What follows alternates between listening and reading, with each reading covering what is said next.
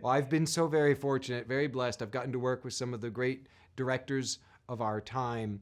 And Andre's work grabbed me by the little monster kid heart a long time ago. The first time I saw Troll Hunter, I remember saying, this guy, whoever made this movie, is really, really good. Then you see a film like The Autopsy of Jane Doe, and you're like, I've never seen a movie like that before. I knew that whoever made that film was somebody very special.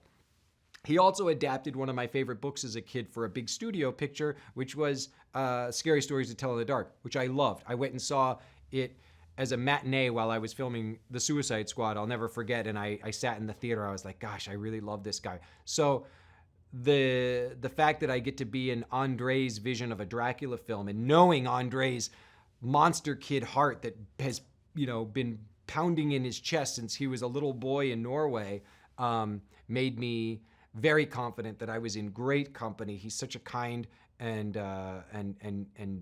soulful person who has a deep appreciation and wants to dialogue intimately about the journey of an actor. He's not someone who's going to just tell you what to do, where to stand, and how to say it. He really wants to help you get in there and understand what it is that you're trying to do, and he's willing to have lengthy conversations about it. And I'm very excited to see him. I haven't gotten to see him in a long time, and I know he's halfway around the world, so I hope I get to sit in the sacred space that is the cinema with him in the dark at some point and see this movie together. This was hands down the most difficult, physically demanding film shoot of my career. I was bruised, banged around, bumped every day in some way or another. Extreme heat when we were in Malta, working on the deck of the ship for the daytime shots. Exteriors, it was still hot as hell while we were down there. And then when we were in Berlin, remember, I'm a tall guy and we're working in spaces that are small. There's lots of bumping your head and you're fighting and you're wrestling and you're crawling around on the wooden floors. And our amazing production team created spaces that felt very authentically like being in the hold of a ship. But that is a rugged terrain to be fighting the Prince of Darkness within. So I would say I was doing boxing training several times a week with my wife, with the trainer in Germany. I was working out and trying to do as much yoga as possible, keeping myself stretched and fit. And I love that part of the process. I love bringing the physicality into the work because I think it informs the voice and the characterization so much. But it was hard. I'm not going to lie. Like there were days where I dragged myself home and just sat with ice packs and thought, am I getting too old for this? No, we haven't. I mean, I get to be part of a tradition that is almost 100 years old when you look at the Universal Dracula tradition. I mean, Todd Browning and Bela Lugosi and what they created back in 1932 or whatever, to now, and all the iterations of Dracula that we've been able to see, and the way that a lot of us imagine Dracula with a flowing cape and a red pendant and being a alluring, sensual symbol of seduction is completely now reverting back to the core bestial, basic, most monstrous elements that Stoker writes about in the book. And Dracula in our film is the scariest Dracula probably that's ever been put on screen. I think that we've been missing that.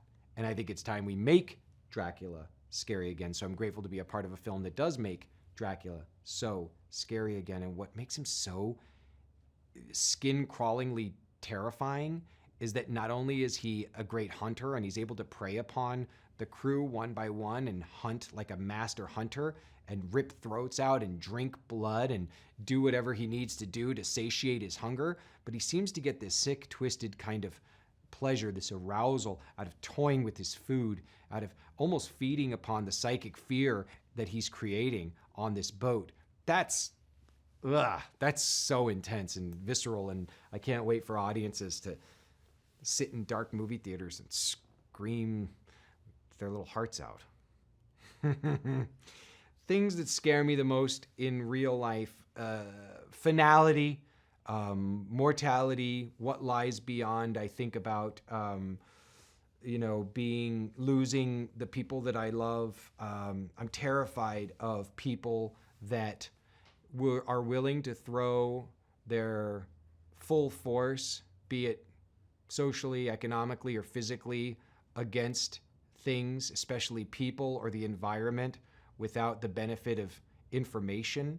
It scares me so much that in human nature, people can be so rapid to the attack without ever informing themselves as to what they're attacking about.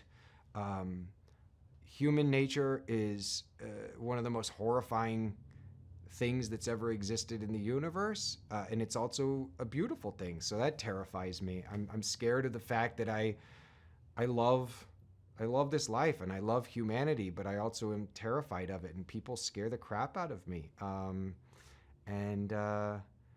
think that the thing that's the most frustratingly scary about this universe is that some dark force in it seems hell-bent and convinced that it's just pushing people to this false belief that they're alone, and that is this kind of bizarre, sick trick that everybody at some point or another, if not constantly, falls prey to.